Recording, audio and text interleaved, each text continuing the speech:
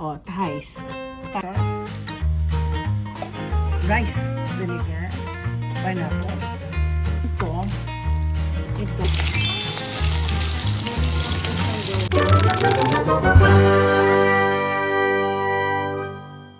Hello, good morning. And this time, tingnan ninyo, may araw. May araw na kasi mga 7:30 na yata, ano? O 7:16 na. So I'm making this time making a tocino, and this time it's chicken. This has been requested by my sister Bim Bim na taga Florida. So sabi niya gusto niya chicken. So now Bim Bim ay gagawa ako ng chicken tocino, and Sister Emily na hindi siya kumakain ng pork na taga Riyadh. Eto, instead of beef, pwede rin gumawa ka ng beef. And this time, ganun din, pareho rin ang ingredients ng pork, chicken, tapos beef. So, ganun na lang, gagayahin nyo. At nagpapasalamat po ako sa mga ibang friends ko, subscribers, na ginagaya niyo po yung aking yung recipe na minsan alam niyo pa-chamba-chamba, pero this time ito talaga mini-measure ko kasi si asawa gusto kong pakainin mamaya ng chicken tocino. So kailangan ko pong bawasan yung mga ayaw niya. Pero ito yung talagang yung recipe. So ngayon magcha-chop ako ng chicken. Meron po akong nabili sa sa grocery. Oh, teka, maglalagay muna ako ng ilaw. So, alam niyo, bumili pa ako ng ring light. Pero hindi rin po siya, hindi rin siya magagamit. Anyway, so ito po yung aking binili. It's a free-range chicken. No antibiotic ever. So, ibig sabihin nito, this is freshly, air-chilled pa siya. Oo. Kasi pag nag-grocery ako talaga sa yung mga either organic. Kasi sa yun sa said, kailangan po natin wag basta-bastang meat ang bibilhin natin. So now, ako po ay magcha-chop. Madami po. This is already been ito po. Actually, this is a Thai. Nakalagay ba dito Thai? Pero this is Thai. Oh, Thais. Thai po siya. So, tinanggal na po yung bones. So, siguro sa iha-half ko to into 2. Okay. So, into 2. Ayan.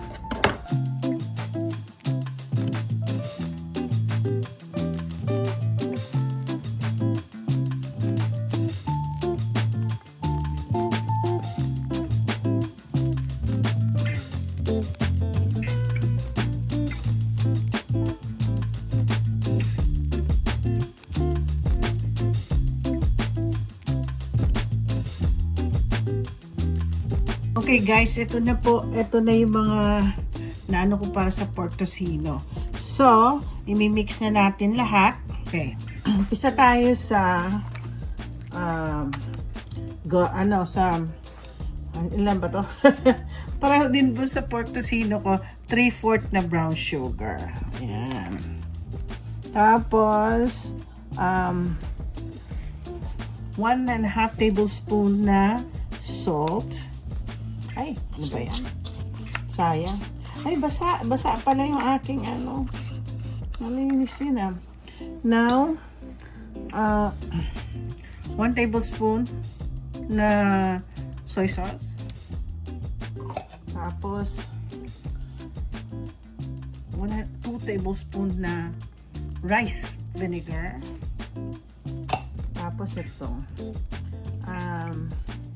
ilan to? 1/4 cup na pineapple.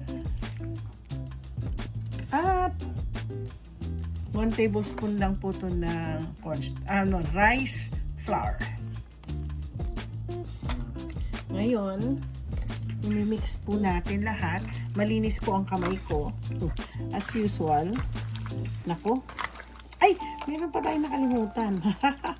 Meron pa pala ako nakalimutan. Sandali. Ito po. Garlic.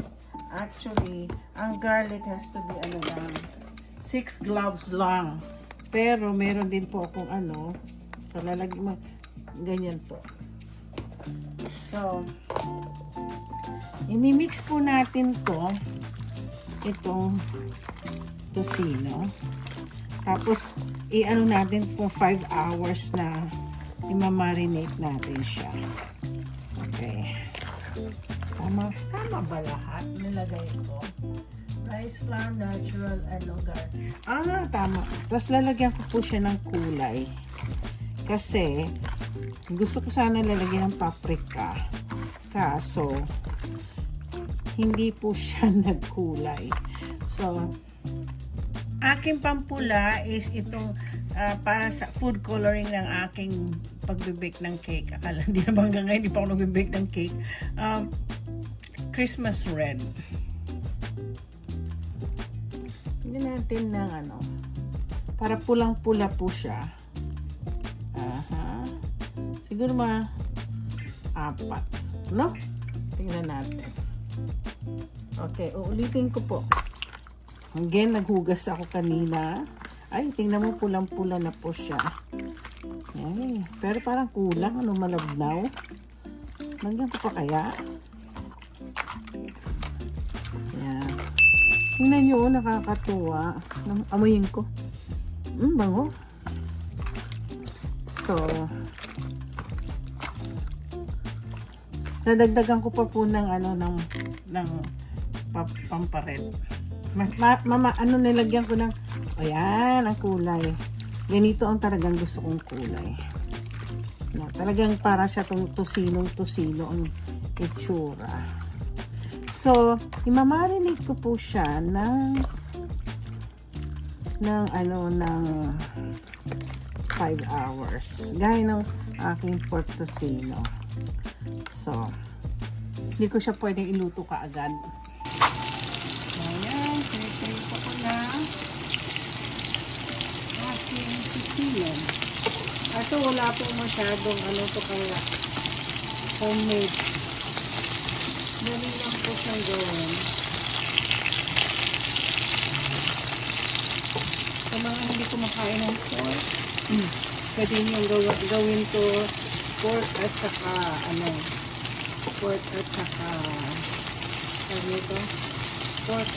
beef. Ay, sorry. Kung hindi kumakain ng pork, pwede niyong gawin chicken and beef. Ayan. Okay.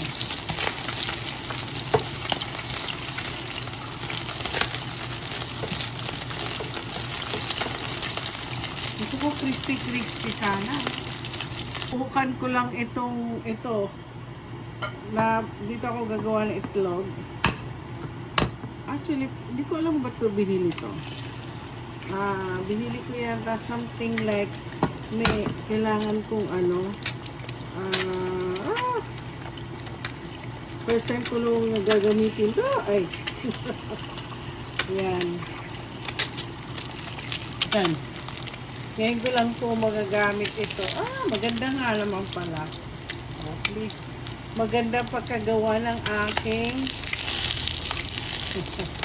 kaya lang hindi talaga masyadong naluto lahat. Guys, today is dinner. Kaya lang, ngayon lang po kasi marinate ko. So, eto na po, sa dinner, ako po ay mag-breakfast. So, I'm gonna eat my chicken tocino with eggs and 2/3 of a cup of rice.